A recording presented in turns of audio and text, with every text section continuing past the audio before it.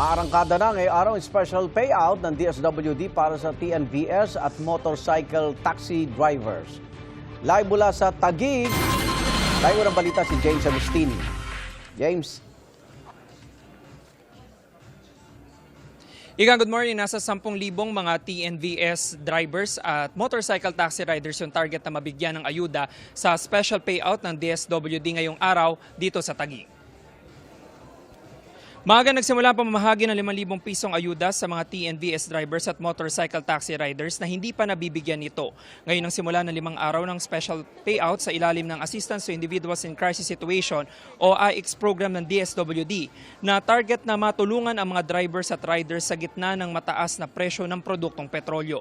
Ang Transport Network Companies o TNCs ang nagbibigay ng listahan ng mga kwalipikado para sa ayuda. Kailangan lang masiguro na nasa listahan ng driver o rider at may photocopy ng driver's license. Mabilis naman ang nagiging proseso at walang siksikan. Ang ibang motorcycle taxi riders na amin nakausap, ngayon lang makakakuha ng ayuda dahil wala raw sila sa listahan noong mga nakaraan. Malaking tulong dahil marami ding paggagastusan ngayon. Kaya malaking tulong yung salamat sa paayuda. Malaking tulong to sa amin, sir. Sa mga gastusin, mga panggas, ganun. Lahat-lahat na. Dati ba wala kayo sa listahan? Wala po. Ngayon lang first time.